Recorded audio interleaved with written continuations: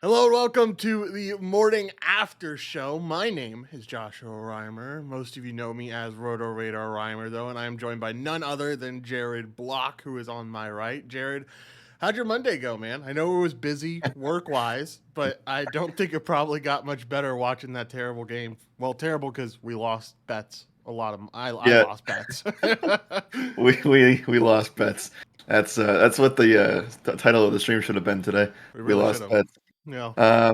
Yeah. So last night we're not going to spend too much time on it. We'll talk about it a little bit, but yeah, it was fun in the worst possible way of fun. So I took a stance last night. I went with the scheme that did not happen yesterday, and Derrick Henry continues to ruin my life on a day-to-day basis. Just Um, every week. Even he doesn't even have to be on the main slate anymore. He can just do it wherever he wants. yeah, exactly. So I mean, I'll take accountability where that's due. I mean, I took a stance and it did not pay off for me. So Ryan Tannehill, I don't know. I mean, we could talk about. I guess we can talk right and go into this Monday Night Football game. I was very, very heavy on Bills -6 yesterday for a lot of reasons. Yeah. The first being that they were able to, and they continued to throw that graphic in as the game went on, and it got worse and worse every time about how the Bills were able to stop Derrick Henry for the past 3 seasons in a row and holding him to under 75 yards per game for those 3 seasons. So the scheme was there. And I mean, I don't know. After that 76-yard rushing touchdown, I knew that we had a lot of work to do.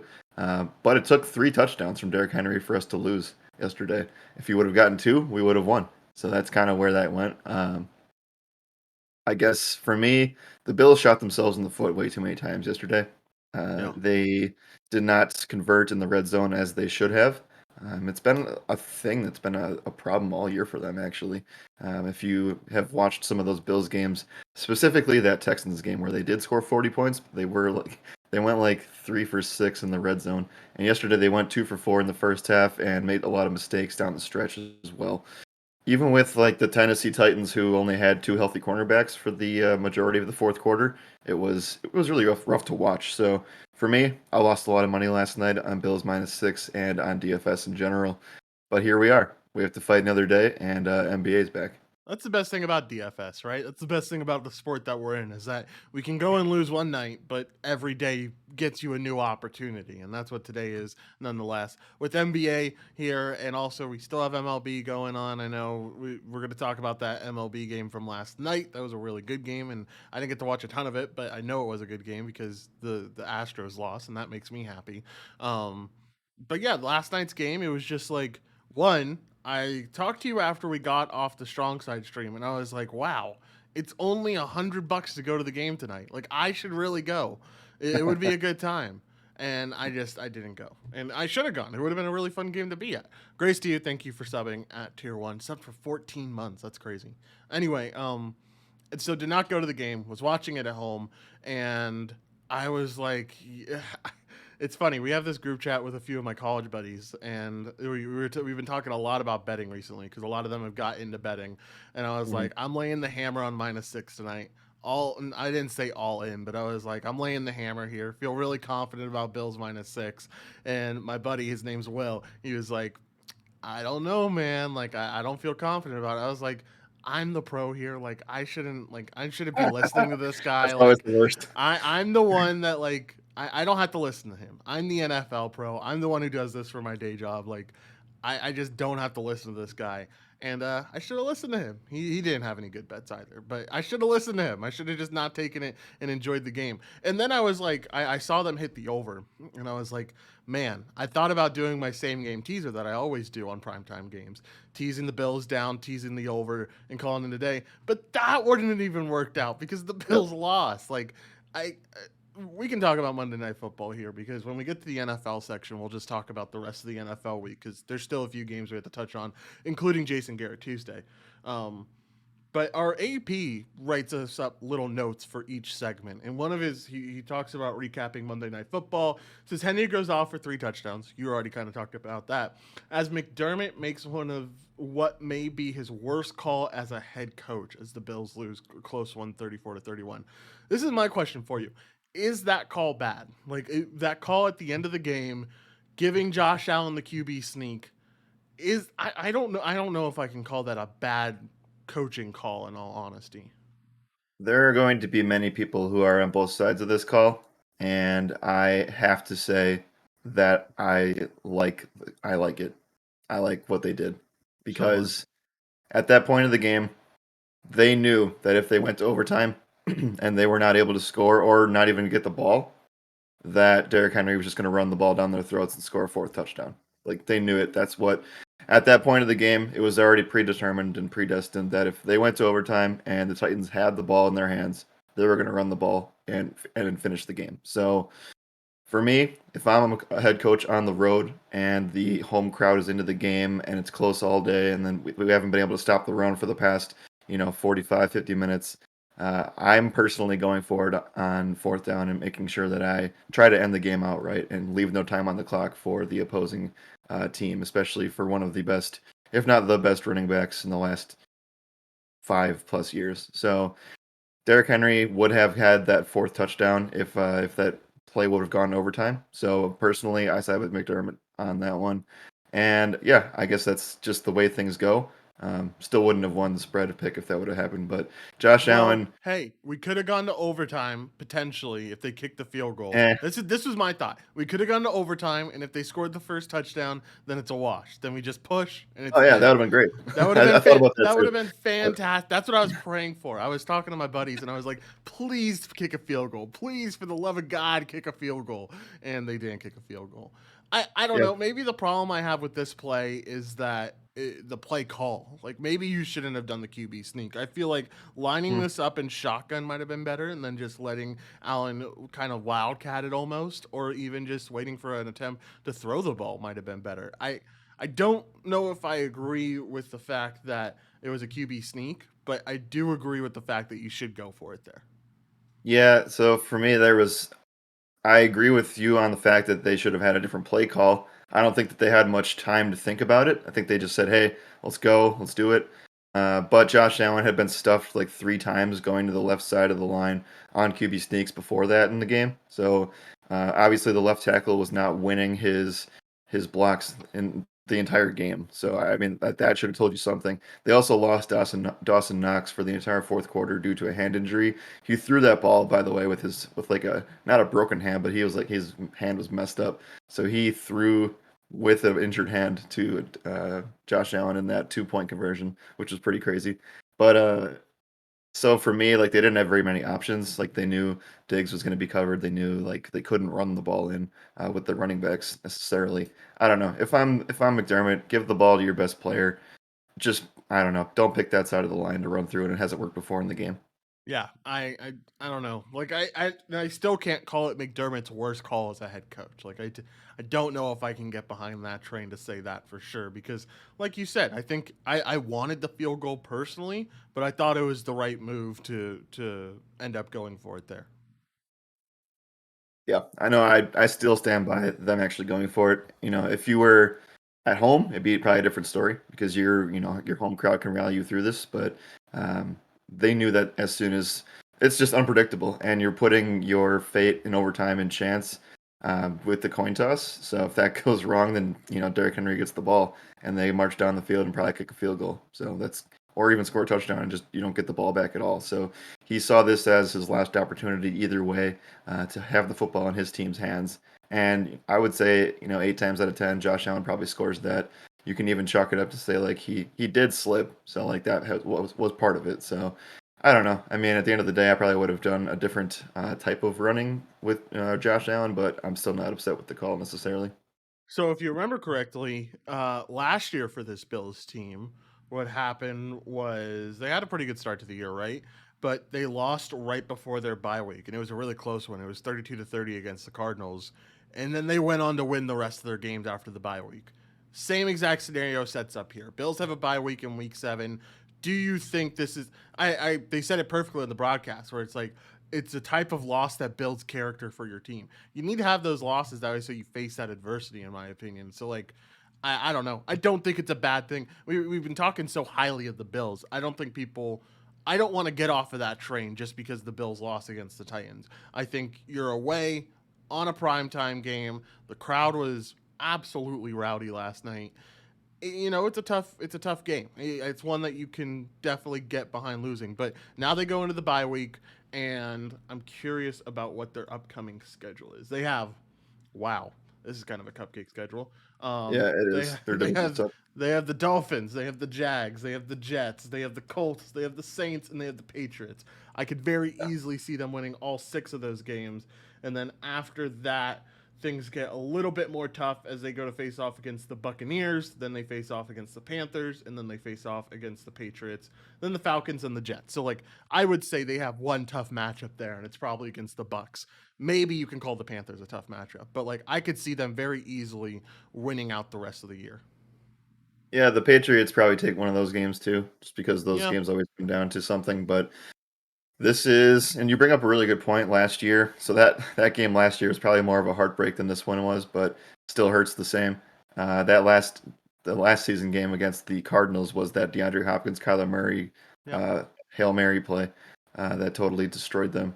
Um, so I will say that they're similar, but Tennessee showed up yesterday. Mike Vrabel always has a pretty good game plan against the Bills, but I think that this sets up. I'm not worried about the Bills at all. I still think that they are the number one seed in the AFC. I'm not really concerned about this, and yeah, like you said, Bills character. They have some time to sit on this for a little bit, and I'm sure that it's always fun when a really, really good quarterback loses a game like that and then has 2 weeks to prepare for the next one. So Mm-hmm. I expect Josh Allen to ball out in 2 weeks. Yeah, he should absolutely. I mean, we already saw what happened in the first game against Miami. Who knows how many points they're going to put up in the second game and how good that game's going to be. Going to catch up with the chat. Guy said, yo, and happy NBA day. Yes, sir. Life of Gusti said Lake Show. You see it right here. Girl Dad said, Thursday night we dominate. We barely missed. Mama said there would be days like that. Yeah, like you go both ways, right? Like that's the thing at the end of the day. Anyway, Grace to you says something ridiculous in the chat. I'm not even going to repeat what he said because it's absolutely insane. By the way, he said go. He said go Clippers. Bacon and Teddy Two Stacks say good morning. Will Harp says morning. Good morning, everyone. Hope everyone's having a great day. Black Eddie asked, "Does my seat have hydraulics?" I don't know why you're asking if my seat has hydraulics. It is pumped up a little bit today, though. I decided to go a little bit higher than usual. Will Harp says the Wolves. Yeah, I don't know how that's looking. Good morning, Econics as well. All right, we talked about the Monday night game. Let's get into some MLB because the topic name for MLB. I don't know if you can see the topic names, but I did. I got a little creative today. I said 4 at a time. And for those who don't know what I'm talking about, I'm talking about how the Red Sox just keep hitting grand slams, man. Like grand slam after grand slam after grand slam. It's absolutely insane to see this team just continue to hit grand slams. You had one from JD Martinez, then you had one from Rafael Devers, and then I think Kyle Schwarber was the one who hit one yesterday. Like the most home or the most grand slams ever in the ALCS, like absolutely insane. So like we see the Red Sox win another one. It was a pretty demoralizing defeat too. Like winning 12-3 against the Astros in what the last game it was like 9-3. Like Yeah, they're just blowing out the Astros at this point. So what do you think? We go into game 4. Game 4 is today. I wonder. I don't have the pictures in front of me for it though. Hold on. Let's see I if I got it. can. Oh, go ahead. Go for it. Yep. So we have Zach Greinke on the mound for the Astros and Nick Pivetta on the mound for the Red Sox. Pavetta's gonna get or Grinky's gonna get shelled, man. Like Greinke has not played very well against Boston this year, notably. yeah, I mean, like, there's just too many righties on that team for him to play well. Yep. Like, he's great. He'll do great against Schwarber. He'll do great against Devers. But like guys who are getting hot right now, like JD Martinez and like Kike, like they're gonna absolutely shell Grinky. And Pavetta, on the other hand, has looked absolutely amazing this postseason. Like I go back to the last series where he had to pitch in extra innings. He took care of like 5 innings of extra inning work and just looked absolutely amazing. So like I don't know. I feel like this Astros team could end up going down 3-1. What are your thoughts? Yeah, this goes back to your point yesterday that you had very clearly documented saying that the Astros pitching is in big trouble, and they were throwing Urquidy out there yesterday. They were forced to do that, and he gave up 5 runs in less than 2 innings and got pulled quickly.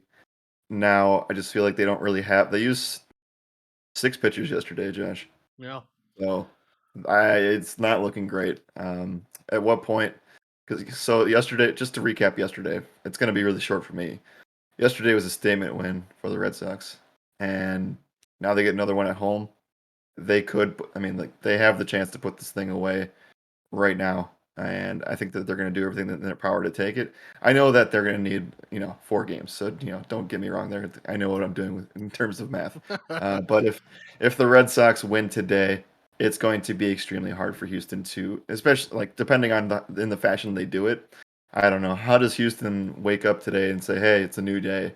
Like it's kind of tough, especially coming back to this Red Sox Fenway Park, which I've heard a lot of people from like notable sources say that that was the loudest they've ever heard Fenway, which is a statement, Yeah. compared to all the games that Seriously. they've had over the last 15 plus years. So yeah, I mean it's going to be really tough for Houston. It's already a tough matchup on paper for Greinke, and yeah, I don't know how their pitching staff's going to be able to get through this one. I don't know either. I don't even know who goes tomorrow if they end up losing this game. Like, do you put Lance out there for a game 4? Because like he's probably good to go rest wise, but like I guess that is the way you won game 1. So like Lance would be the ideal option. At least that bridges the gap until you get back to Houston. But like Yeah, even if that's the case for game 6 and 7, maybe you pitch Lance for game 7, but it's going to be on really short rest. And game 6 is going to be one of the bad starters. Game 6 is going to be a Jake Odorizzi. I don't even know if Luis Garcia is okay because I know there was an injury bug for him. So like, or there was an injury in game 2. So like, you might have to throw who pitched yesterday? Urquidy. You might have to throw Urquidy back out there for game 6. Just doesn't seem like starting pitching is going to be the biggest concern for this Astros team come this offseason. I wouldn't be surprised to see them go after Max Scherzer if Scherzer doesn't end up re-signing with the Dodgers. I think they have to push all the chips in if they want to keep this team to a contender because this pitching staff is not a contender pitching staff. This pitching staff is just it's a rough one. So it is what it is. It was a really good win by the Red Sox last night. I don't know. I hate talking about this game. It's my 2 least favorite teams in all of the MLB. So like I could care less who wins. I just hope they lose in the World Series. I'm really just a big old Braves fan because I don't want the Dodgers to win either. So, speaking of the Dodgers and the Braves, they face off in Game 3 today. Atlanta leads the series 2-0 right now. Buehler on the mound for the Dodgers. Charlie Morton on the mound for the Braves. 2 aces. Should be low scoring. Should be a really fun game. it should be. I mean, I probably I'm not going to watch it because I'm going to watch the Bucks game. But Good point. actually, no, this game is on during the day, right? Yeah, it is. We talked about this yesterday. The fact that I still think people show out and go to Dodger Stadium today. But Bueller and Morton, obviously, those are the two. I would say the 2 best pitchers in this series. You could say that they're the 2 best pitchers in that are still around in the playoffs right now. Yep. Um, Morton's the only shot the Braves have. So if he gets roughed up today, I mean, they still have a lead here. So I mean, that's one thing, but they're going to rely on him heavily. This could be a Brave statement game as well, but they really need this one if they want to. I don't know. It just feels like the Dodgers, if they win today, the tides start to turn a little bit in their favor. Yeah, I mean, again, it comes to the disadvantage of having it be 2-3-2, right? Because if the Dodgers win today, they gain that momentum. They win game 2 or game 4 as well, then they have even more momentum going into game 5, and then the series is flipped for the home team. Like, it's not really, Yep. you don't have that home field advantage anymore. So it goes to the point that 2-3-2 makes no sense in this day of age. Like, NBA got it right. NBA understood. It used to be 2-3-2 until they changed it. I'm kind of confused on why the MLB hasn't. Maybe it's just like I would say because like MLB is played out in series and it's like a 2 game series, a 3 game series, and a 2 game series. But I don't think that's enough of a reason to hold back a home team or a home advantage from the home team here in the Braves.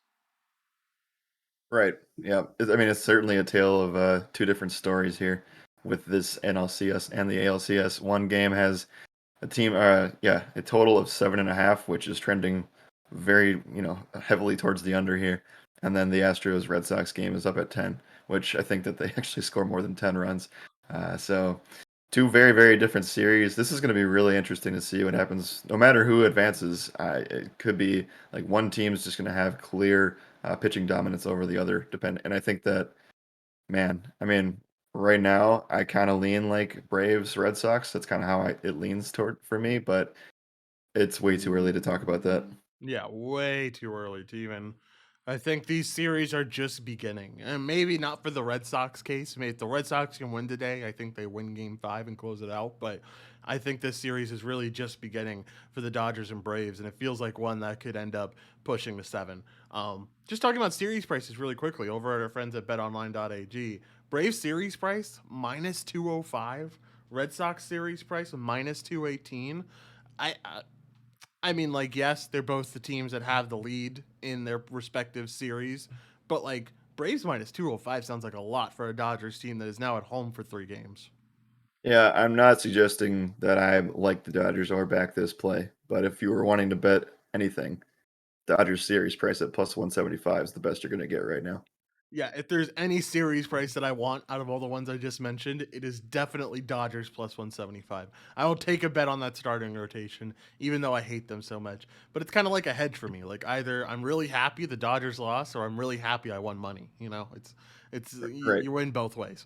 All right.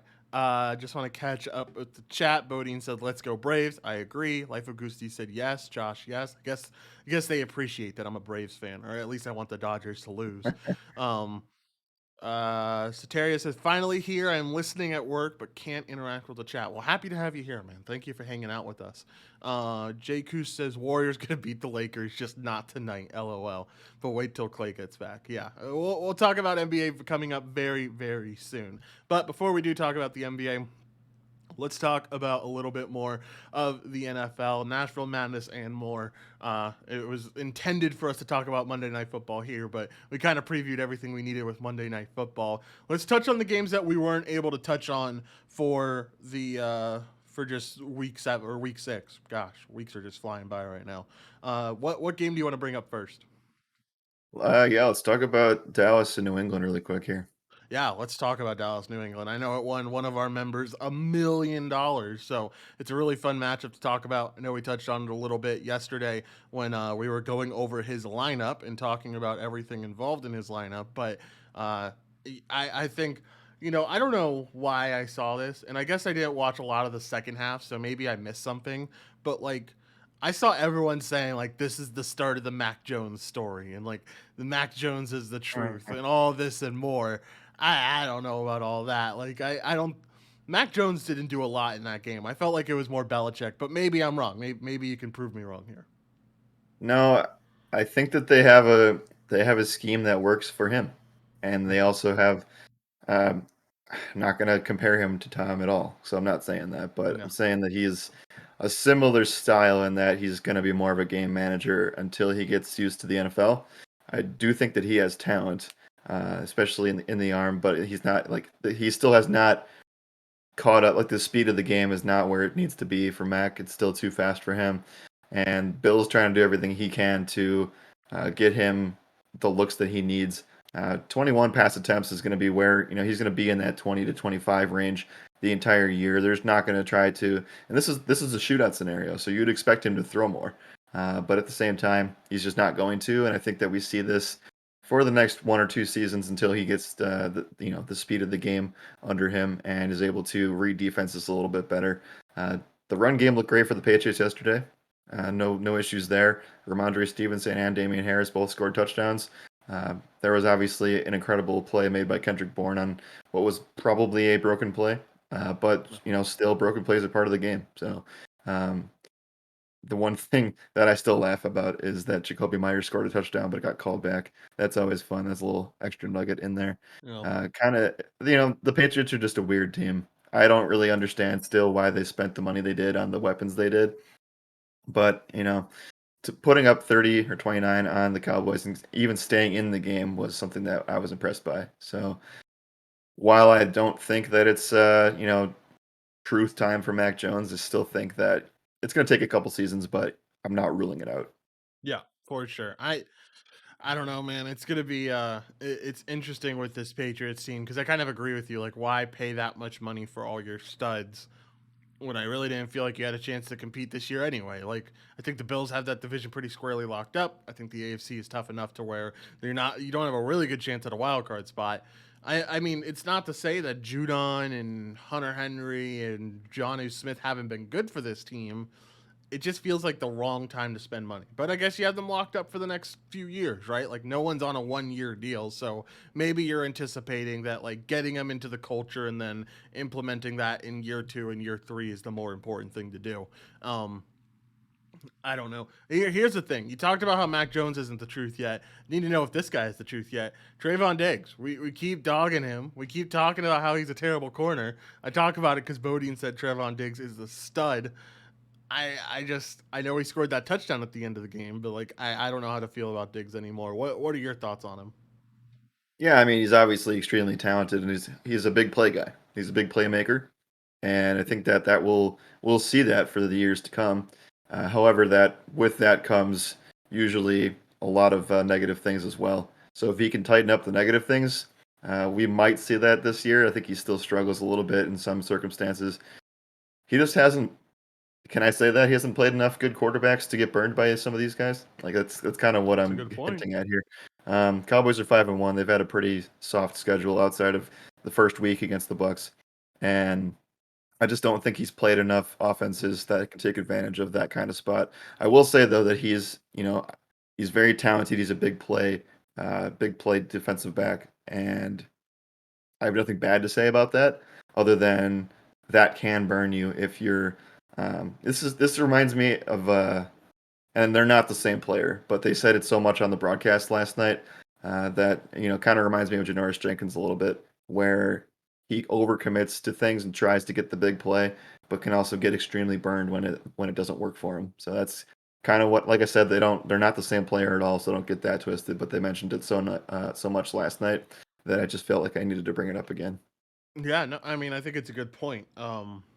That he hasn't faced a lot of great competition yet. I mean, he faced Brady. Brady's Brady, you know. Brady ended up winning that game. Faced off against the Chargers, and I know everyone will say like, "Oh, Herbert didn't do well." Herbert had like 2 touchdowns called back. So like, don't I wouldn't commit to saying that like he did well against that Chargers team. One of those touchdowns was his fault that ended up getting called back. So like, I Yep. don't know. Eagles game, Jalen Hurts didn't do all that much. Then he faced off against Sam Darnold. Darnold torched him a few times. We saw it plenty of times with Moore and with some other weapons as well.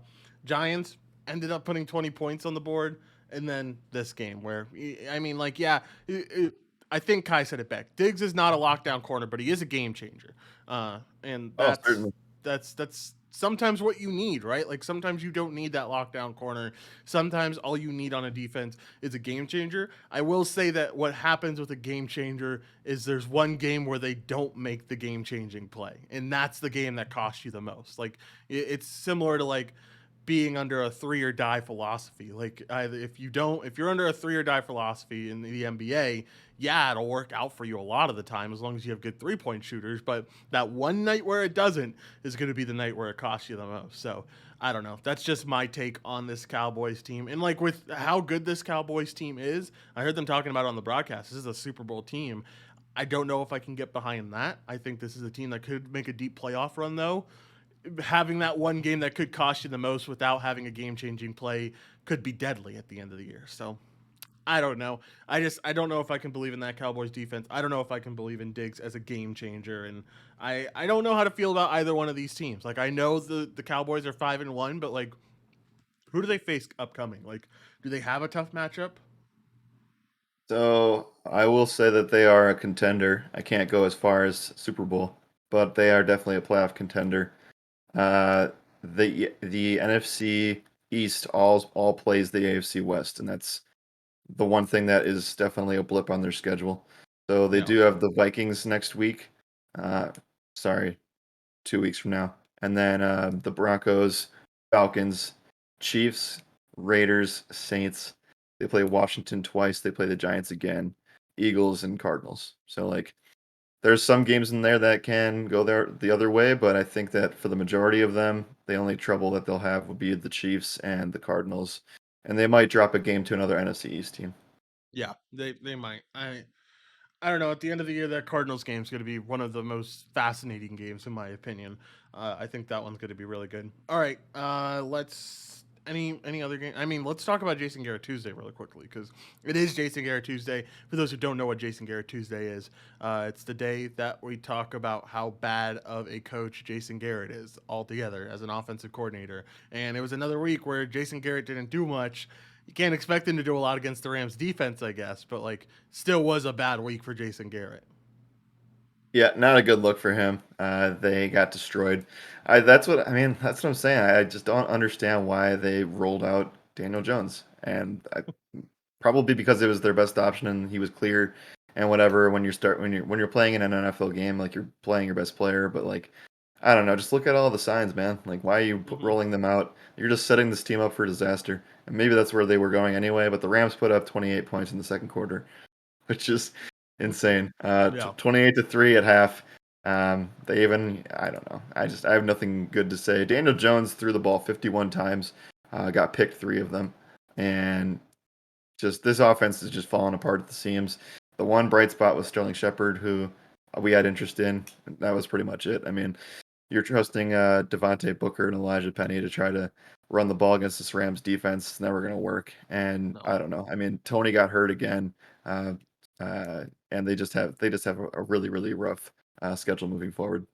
Hope he gets better soon because, man, I don't know if you watched the beginning of this game, but he was torching this Rams defense. Hmm. I mean, he looked really good to start out. So, like, hope Kadarius Tony gets well soon. I think it's just like a basic ankle injury. So maybe they hold him out because he's the rookie, but I don't know. It was just like it was a really bad game for this Giants team. I mean, I've been so high on Daniel Jones, and to finally see the turnovers rear their ugly head was really just kind of sad for me almost because he's been such a great quarterback in the fact that he hasn't been turning over the ball that much this season like he usually does. Now to see 3 picks in this game, it is what it is. It's the Rams. Like I wasn't expecting a lot from him, but you kind of knew the writing was on the wall once they announced that Daniel Jones was going to be good to go Sunday. And I mean, the writing was on the wall last Monday when we knew this game was happening. Like that's when Yeah. we knew that this team would probably lose and probably lose by a lot. So not surprising to see the Rams win 38-11. I know we talked about it on the strong side stream yesterday. We talk a little bit about this Rams offense. I mean, they look so good. It's kind of easy to look good against the Giants, but I say this quote a ton. Sometimes the hardest thing to do is the thing that you're expected to do, and they did the thing that they were expected to do. Yep. They have a lot of playmakers on this team. They can rely on a lot of different pieces, and Stafford's the one that can make that all happen. I think he's obviously much more up to speed in the NFL in terms of what this offense can do, and he's able to utilize weapons and not have one or two guys kind of carry you. They also, as much as like I don't know, Daryl Henderson looked great. Sonny Michelle had 9 carries as well. So like they're just deep and they're healthy right now, and that's kind of what matters the most. Makes me think about what would happen if Cam Akers was actually healthy and playing for this team right now. Yeah. But yeah, Cooper Cup 9 receptions, came back into form here. You know, everybody had good games. Robert Woods came back to earth a little bit, but he still scored a touchdown early in the game. They just have a lot of people that can hurt you, and if some people have bad games, the others step up, and they should be able to take care of a lot of opponents that way this year. Yeah. After this, we can move on, but we just did get some breaking Baker Mayfield news. Browns quarterback Baker Mayfield says he still expects to play Thursday night versus Denver. He drops some news and adds that his labrum was fully torn after week 2. Only I know how my body feels. It's my decision. I get to say whether I play or not, and that's how it is. A Mm. fully torn labrum. Like that doesn't seem safe to throw with. Maybe it's in his non-throwing arm. Maybe that's why he's still like in the game. But like fully torn labrum just does not sound pretty. I don't know. What are your thoughts here? Yeah, I mean, I know he's been playing through the labrum thing, but he just dislocated his shoulder too on Sunday. Yeah. So like that's really rough. So I don't know. I mean, they're just gonna hand the ball off to Nick Chubb if he's healthy, right? That's what they're gonna do. So Yeah. I mean, it's a gross game on Thursday, so we'll have to see how this goes. But if Baker wants to play, he's going to play. So What they is do the have game Thursday? they have Case Keenum back there if they need to. Yeah, Thursday Oh, night it's is Broncos. Broncos and Browns. Yep, and Teddy Bridgewater just took like 18 hits the other day, and you saw him limping off of the podium after the presser yesterday, a couple days ago. So coming off of short rest, both of these teams are extremely hurt. Um, I guess we'll see what happens because I expect this game to be very, very low scoring. Cortland Sutton for 10 receptions and 150 yards. Book it, baby, because I still don't believe in this Browns secondary after they faced off against the Cardinals. All right. Anything else? And then if not, we're going to get to what all the people want us to talk about. Talk about some NBA action. No, just I'm looking at this on Twitter right now, and my feed is directly Packers news basically. So they just they announced that the Packers announced that Greg Jennings is going to be inducted in the Packers Hall of Fame this year. Oh, there you So go. it's a mixed bag of feelings and emotions for Packers fans because he took some shots at Aaron down the stretch. But the thing that's circling around right now, and I know a lot of you know this, but the Greg Jennings put the team on his back is going around on Twitter again. So if you don't know what that is, go ahead and Google it. Go ahead and YouTube it. It's a Madden video that's went viral like 15 years ago. Okay, for sure. Let's talk about some NBA. It's finally here, Jared. We finally have the NBA season, and man, it's going to be a blast to talk about. It's going to be a really fun season, in my opinion, and we get to talk about it all here. And we're going to talk about some awards coming up, but right now, let's just talk about how excited are you for the NBA to be back?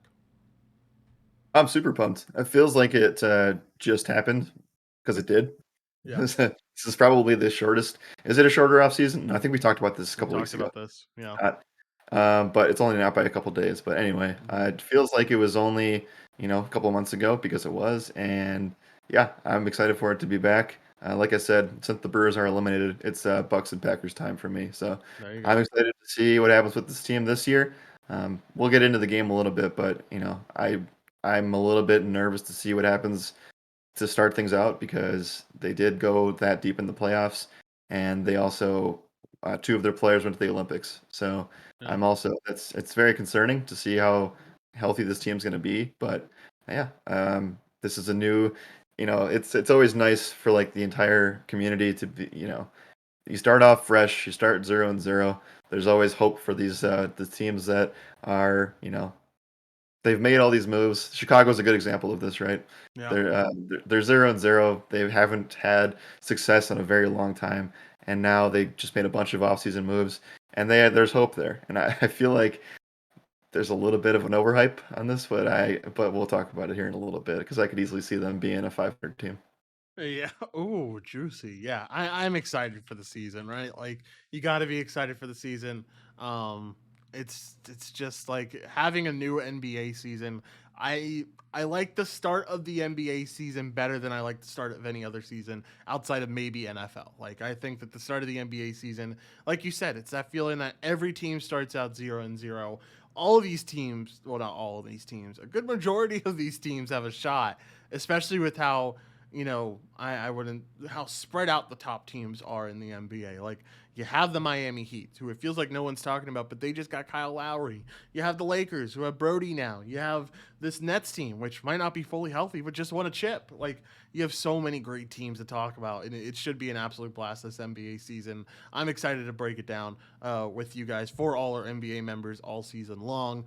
But let's talk a little bit about the games today because you have two absolutely fire games today in the Nets versus the Bucks for game one. That's where you guys get to raise your banner and get to get your championship ring. So that's going to be a really fun ceremony. And then you have the Warriors and the Lakers, which is a little bit of a rivalry. I think it's going to be a really fun game to watch. Let's talk about that Nets and Bucks games first. What are you most excited for in this game outside of the ring ceremony at the beginning? Because I know that was probably going to be Yeah, your answer, but I'm going to take it that, away. that- yeah, that was my answer. Yeah. So this is going to always be fun especially for the NBA DFS people out there, which I know is everybody in this chat.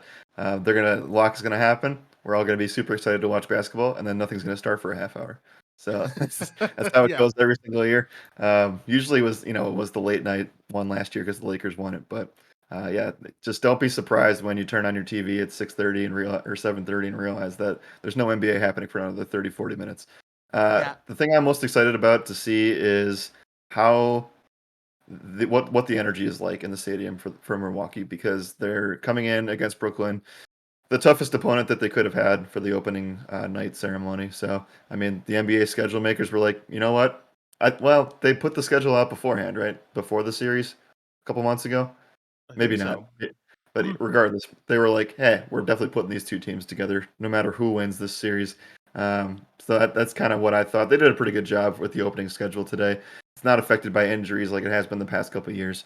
The thing, yeah, so I'm excited to see what the energy looks like. I'm excited to see what this Bucks team looks like now after they let go of PJ Tucker. So how are they going to adjust and face off against Kevin Durant when they don't have him? That's going to be a very interesting matchup to watch. Things have swung in the Bucks' way now. They are -1 favorites after Brooklyn was -1.5 road favorites like 2 days ago. So I don't know if they're like. I don't think Kyrie Irving swings 2.5 points. So I don't really know why that made it the way it did. But give me your prediction tonight on what that game's going to look like. I think it's going to be a super close game. I would say that my bet is on the Nets right now. I would think that they end up winning this one. I think just even without Kyrie, you still have Kevin Durant, who's coming into this season fully rested up. You have James Harden, who, when he's fully healthy, is absolutely insane, and you have a Nets team that's going to be really good this year. So, like, I think that at the end of the day, you will see your team struggle a lot with the fact that it was such a short layoff and even a shorter layoff for Drew Holiday and Chris Middleton, who, like you said, went to the Olympics. I think that's a tough boat to be in. I mean, my team was in that boat last year. We had the same exact scenario. It affects the team at the beginning of the year. We saw that with the Lakers a lot, that it affected that team at the beginning of the year. So, like, Yeah. I don't know. I think that I think that the Nets end up winning this one. I think it'll be extremely close. I expect KD to put on an MVP performance. Like, I expect KD to look Yep. absolutely amazing in this game. Yeah, and I will say that I think that we talked about this before we went on the show. Kevin Durant has probably some of the best odds, if not like not even odds. Odds aside, I think he has one of the clearer paths to the MVP this year. Yeah, I would agree with that. That he does have one of the clearer paths to the MVP award this year. It's going to be a really good game, I think, overall. And we're not going to be able to talk about MVP odds, but just to talk about some other award odds because that's going to be coming up next. What do you think about Giannis for Defensive Player of the Year? I think it's at like plus 400. I think it is a little bit of an interesting bet. Do you want to go ahead and just start to get into this, or do you want to do I would do the want to cover the like? next game first All right. before we get No, into I other think awards. yeah. So Giannis will probably be a contender for that award, like he has been the past several seasons. The Bucks are a very, very defensive-minded team. They have a lot of really good pieces. The reason I don't think he wins it is just because they have so many guys that fit their scheme really well. Drew Holiday is in that system. You have Brook Lopez, who's always going to be behind Giannis in that help in that weak side defense. So that's kind of why I don't think that he's going to win it. But he's definitely the focal point of the defense for sure. For those who don't know what this Nets team looks like, because I feel like there probably are some people who need a little bit of a refresher on what the NBA looks like now. There was a ton of offseason moves, but don't think that just because Kyrie Irving is out, this team is like completely done for when it comes to secondary options. You got to remember, this team got back LaMarcus Aldridge because we found out Mhm. that the what was it, like the disease, the heart disease, whatever was going on, he is okay enough to play basketball. So LaMarcus Aldridge is back in. I wouldn't expect him to play a ton of minutes, but the minutes that he will play are going to be effective. You have DeAndre Bembry on this team, who we saw flashes of last season. You have obviously Kevin Durant. You also still have Blake Griffin. You have James Harden. You have Joe Harris. Kyrie Irving, maybe we'll see, but you have James Johnson, Patty Mills, and Paul Millsap. Those are three guys that they added, and I feel like all three of them are really good options at the end of the day. Like, I feel like all three of them are great role players that can fall into their role with this Nets team. Yeah, the biggest signing for me for them specifically, they needed a big guy who could play defense, and Paul Millsap fits their scheme very, very well. not the best transition guy anymore in his career, but he's going to be that guy that they've needed since they traded away Jared Allen. Imagine if they didn't trade away Jared Allen, how good they'd be right now. This team would be insane with Jared Allen on the floor. Crescent McGowan, thank you for subscribing with Prime. They subscribed for 3 straight months. We appreciate it. Yeah, I don't know. I feel like this Nets team is really good this year. I kind of what everyone expected, right? Like whenever you have Katie and James Harden on the team, you're going to be good. Yep. It's just a question of whether we see Kyrie or not. I don't think this is a situation where you need to say like who is the Nets third person. I think the Nets third person right now is all their amazing role players. I think any one of those guys can fall into a number three Yeah. role. I mean, outside of James Johnson probably, but like Patty Mills can score, is a really solid point guard, a great backup point guard. Paul Millsap, another guy who can score. LaMarcus Aldridge, another guy who can score as that number 3 option. So I think the Nets will be just fine, even if it does feel like it's just a 2-man team. I don't know. I think that the Nets end up winning this one, but it's going to be a close game and it's going to be fun to watch. Let's talk about the second game. Let's talk about the Lakers and the Warriors.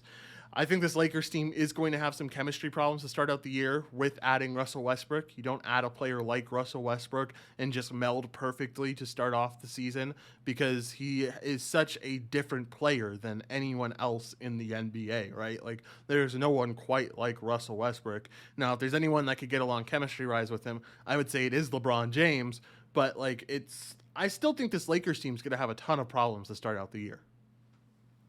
Yeah, I could definitely get behind that. We've seen it the last couple seasons. So the thing that people are they're always going to overreact to whatever happens tonight. No matter who wins, no matter what happens, they're going to overreact to something. And this kind of feels like a spot where the Lakers could go like they've done the past couple seasons, like 4-6 in the first 10 games. No. And that's like they don't care about the first week of the first month, 2 months of the season. They know that they're going to have a playoff team, and then they turn the gas on when it matters. So the one thing that they're going to do different this year, I'm sure that LeBron's like, we're never doing a play-in game ever again. So that's probably Yeah. what he's focusing on here. And the same thing goes for Brooklyn and Milwaukee. It's like these teams don't care about the first couple months of the regular season. They're focused on making the playoffs, getting a good seed, getting home court, and that's when they turn the gas on. So I'm not concerned about whatever happens tonight. I do think you're right. I think that, and I'll save this for later, but I think that one of my underdog bets is going to come from this game. Yeah, I don't blame you. Let's talk about this Lakers team because it's another roster that just got completely turned over. I think for the better. This roster looks really good in my opinion, but like let's talk about it. Carmelo Anthony, old guy, but guy that can come off the bench, give you 20 minutes and be a scorer. We saw that with the Trailblazers and he did a really good job at that role. I think he'll continue that role in this spot.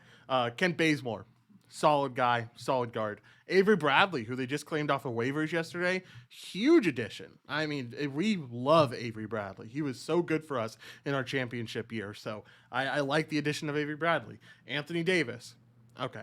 Sekou Demboye, Wayne Ellington, Taylor Horton Tucker, who's out right now with an injury, Dwight Howard, LeBron James, DeAndre Jordan, Malik Monk, who has been really, really solid in preseason. If you've seen it, Jared, I've really enjoyed watching him. He's been a stud.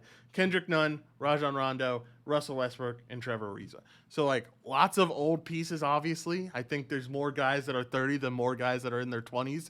But like it's still a really solid roster in my opinion. Yeah. Sorry, I'm just watching the chat talk right now. Kai says, "What's better, Hoodie Mello or Hoodie Josh?" Hoodie Josh for sure, Uh, without a doubt. Yeah, Malik Monk went to state that he can do things recreationally now, which is Yeah. fun. No, they made a lot of really good moves, as I would expect them to. LeBron wanted to blow up the team last year, rightly so. Yeah. And I think that they have a really, really good thing going. It's just how are those pieces going to mesh together? And here's the thing for me. Does LeBron take a step back and let the younger players play? I think Younger this being Westbrook and Davis. younger being guys who are still, or well, I guess Davis isn't in his 30s, but guys who are still a little bit older.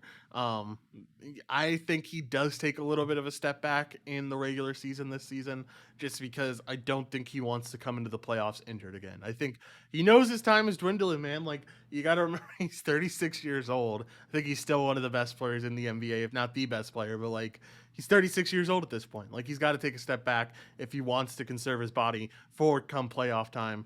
And playoffs are as tough as ever. You know, 1 through 8 really can do it all, and yeah, 1 through 8 can really do it all. And so it's going to be important to get a good seeding, but I think it's more important to LeBron to feel good when it comes to the playoffs.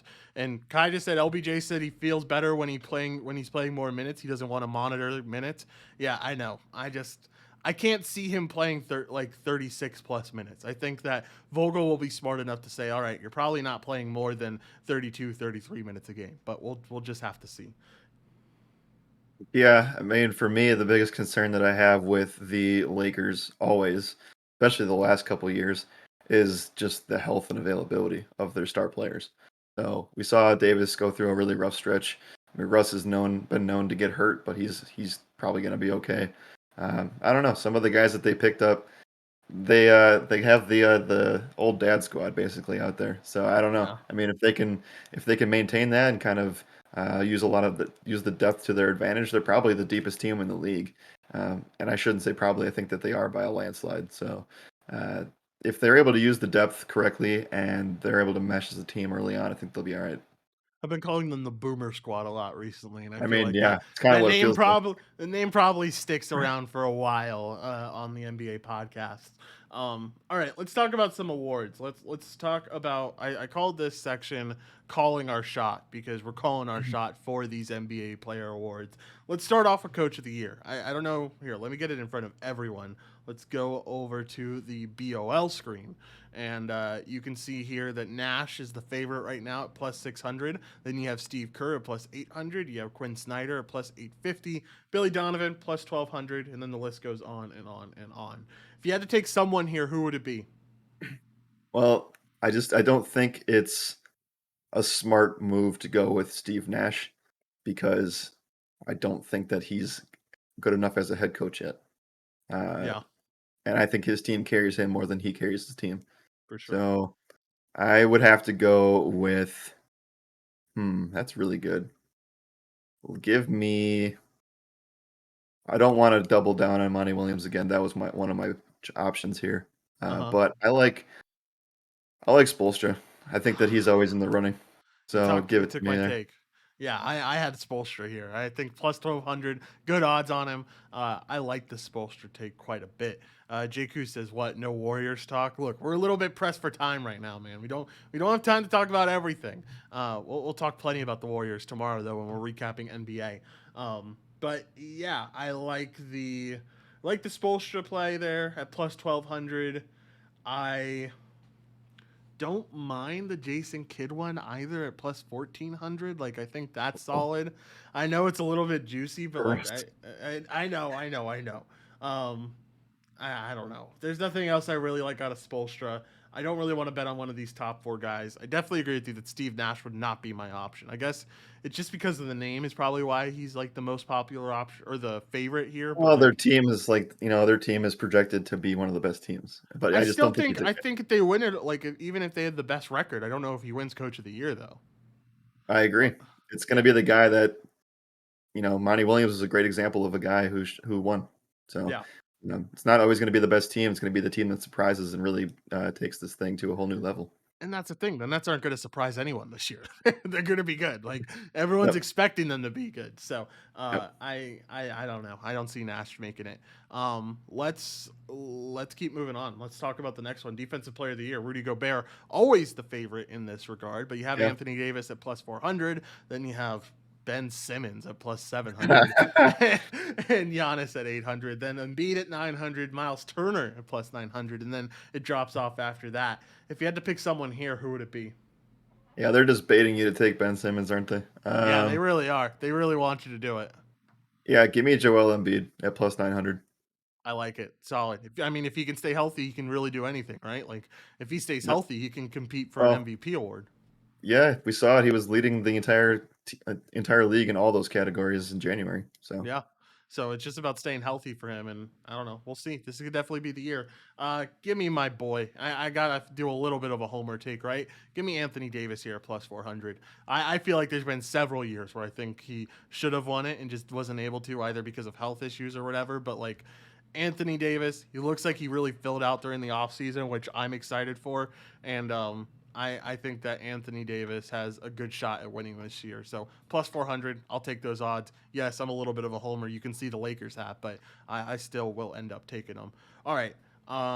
Anything else? Any other, like maybe any long shot play on defensive player of the year? Mm, scroll down Got here a little bit more for me. got Jared Allen, got DeAndre Ayton, Clint Capella, DeJounte Murray. I know we don't have much time, but like DeAndre Ayton is definitely not winning it because I think that there's a possibility that he gets moved. By the way, Oh, that yeah, um, it's yeah, because we've seen. We'll talk about that at the end of the. Well, if we have time, I don't know. We're not gonna have a lot of time today, but maybe that's yeah, a talk for give tomorrow. me. I don't mind. I don't mind Clint Capella. They're gonna need him if they have any shot of winning this year. Any interest? I see the chat talking about it. Any interest in Draymond Green at plus 2,500?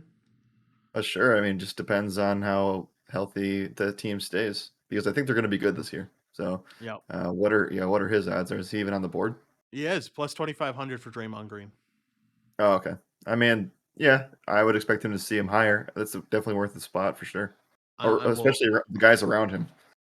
Yeah. All the guys. I mean, Jimmy Butler's kind of insane in this range because if this team ends up being a number one or number two seed, I mean, I know Kyle Lowry's going to be a huge benefit, but Kyle Lowry should help the defense overall, which should benefit Jimmy Butler. Like Jimmy Butler at plus 4,000 seems a little bit off in my opinion. Same goes for Jared Allen, but I just don't think that team competes, which is probably why you don't see him do much in award talks. All right, let's talk about the next part or the next section of awards. It's the most improved player of the year. Jordan Poole getting a lot of hype because he's at plus 550 or because he had such a great preseason. I mean, the guy looked like an absolute stud. There's your Warriors talk, Jay Coos, talking about Jordan Poole a little bit. But what do you think about this section? You have Jordan Poole, you have Kevin Porter Jr., who I know Sean's a big fan of. You have OG Anunoby, you have Michael Porter. What do you like here? So I love Michael Porter. I just don't understand why he's in this category. I don't think he's going to be I most feel improved like because he he's was really too good like last year. yeah, exactly. Like he's gone too far already to be a most improved. Yeah, and then Shea was hurt the entire year, so like I don't. It's kind of weird. So you know what? I'm just gonna go with that because I think he's one of the best players in that category in general. It's gonna be. I'm gonna go with Shea. My question is, where the heck is Malik Monk? Like give me Malik Monk as most improved player of the year. Where are those odds? This list is weird because there's a lot of good players on this list. Yeah, Are we like talking Jalen about like Brown, like Anthony Edwards will not win most improved player of the year. I can yeah? guarantee you that Anthony Edwards will not win that award. He was one of the guys, one of the only guys that even finished the season. Zion Williamson, like another guy that just won't win that award. Like, there's no way Zion's too good of a player already to win this. De'Aaron Fox, same thing. Like, I don't know. A couple of All interesting right, names on here where I'll say don't feel like. one. Okay, go I'll for say it. one. And we talked about this guy yesterday and how I thought it was stupid and crazy, but give me Jaren Jackson. Yeah, Jaren Jackson stays healthy, man. Jaren Jackson is going to be an absolute animal. I am so excited to go to Grizzlies games this year, mostly to watch Ja, but secondly to watch some Jaren Jackson Jr. because I think the guy's an absolute animal. All right, the award that everyone's a lot more interested in, Rookie of the Year. You have Jalen Green at plus 250. You have Cade Cunningham at plus 325.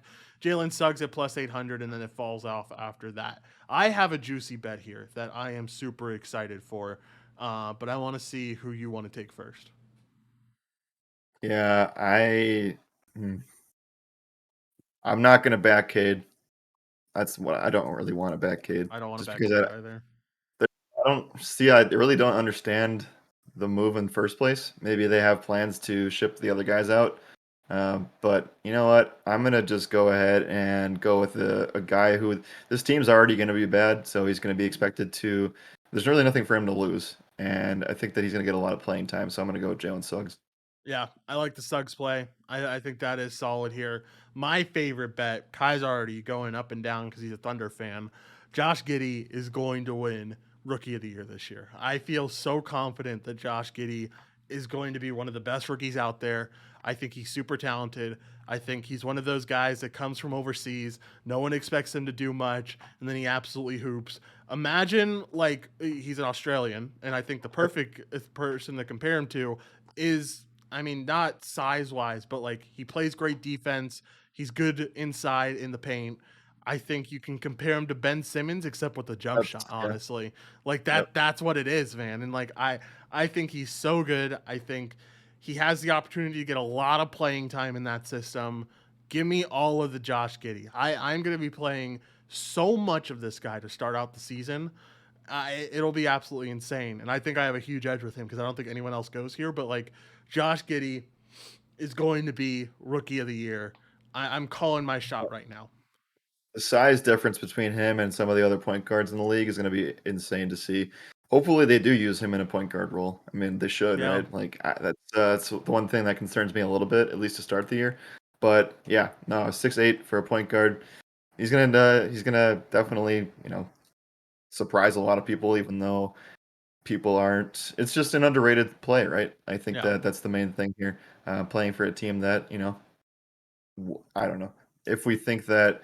Do you think that Oklahoma City has a shot to come back here? Or are they still years away from this? I think you're still years away. Maybe if they are close though, like you have the best war chest in the NBA right now. Yeah, Maybe you make a trade for a big player, right? And like if you I do, think he's then still playing a long game, but yeah, I think so too. But I'm just saying, like if you're at a winning record come the middle of the season, come the trade deadline, maybe you do make a move for a star. I don't know. It's an interesting case to see what's going to happen with this Thunder team. But I mean, you have one of the best war chests in all of the NBA. Like Mhm. since Danny Ainge had his war chest in Boston like a while ago, and that didn't work out well. I hope that it's a precautionary tale, right? Like you can accumulate all these draft picks and sometimes it works, but sometimes it doesn't work too. So use them when you can. There's so many trades that you can look back on for that Celtics team where they could have gotten Anthony Davis, but they didn't want to trade certain pieces away. They didn't want to trade away certain draft picks. I think that, you just got to be smart with those war chests. You can't just expect them to use them as picks and call it a day. Sometimes you got to trade them away for other options, and this could be an opportunity if this team looks good. I agree with Kai. You're probably 2 or 3 years away, but it is an interesting case. You always have that ability to trade away some of those draft picks for other plays. And at the end of the day, you got to trade away some of those draft picks because like you can't keep them all, right? Like you got to trade away some at some point. There's just not enough roster spots for you to keep all those draft picks. right. No, yeah, I think that they're a couple years away as well. So we Yeah. can probably just leave it at that. I know. Are we talking about MVP or we don't have odds for that We still? don't have odds for MVP. You can give me your shot though. Like who Oh or wait, actually six no, man no, of the we year. do. Hold on, we do. It's under NBA player futures. Oh wait, I'm on it right now. Yeah, it's under NBA player futures. There's a bunch of teams listed, and then they snuck in the NBA regular season MVP at the end, which in between. Oh. Okay. Oh, there So it is. that's where I messed Weird up. spot. Weird spot. Uh Yep, I see it. NBA regular season MVP. All right, here we go. Let's talk about MVP really quickly. Luka the favorite at plus 475, then KD, then Giannis, then Curry, then Joel Embiid. I don't know. I think I'm going to piggyback here off of what you said for Defensive Player of the Year. Give me Joel Embiid as MVP if he can stay healthy. Yeah, that's kind of what I can do with that. I like Embiid quite a bit in that range. I think Durant is a very, very solid option. I wish that we got, plus 650 is really good money as well. So, I'm not upset about it. I think he should be the front runner, though, if I had to pick one of the two. And then the long shot that I have is Jason Tatum at plus 1800. Yeah, Jason Tatum, really good bet at plus 1800. Give me these odds feel a little bit weird. I don't know if you see this. Zion at plus four. Well, I guess isn't he starting out the year not healthy? Is that the reason that we're seeing this plus I mean, who 4,000 knows? number? I think Zion Williamson's not healthy to start out the year, so maybe that's why. If he is healthy though, plus 4,000 is juicy, and John Morant plus 4,000 I think is also juicy. I think both of those guys could definitely take their next step this season and look like those MVP level type players. All right, Jared, we only have a few more minutes, so if you want to give me your underdog bet, go ahead, but give them to me in your final thoughts. Yep. Final thoughts. We are, today's all about NBA day. So we still have an NFL stream in an hour So we'll be back in a little bit, but we are going to be taking care of everything housekeeping wise for NBA, meaning Discord or website access. So make sure that you guys are sending all that information to me if you're a season pass member. I've already gotten taken care of like probably over half of you guys. So we'll make sure to get everything else taken care of. And then my underdog play for tonight is Warriors plus 3.5 on the spread. Yep, I like the plus 3.5 bet. I can get behind it as well. Just want to say thank you guys for all hanging out. There was a ton of people in here today.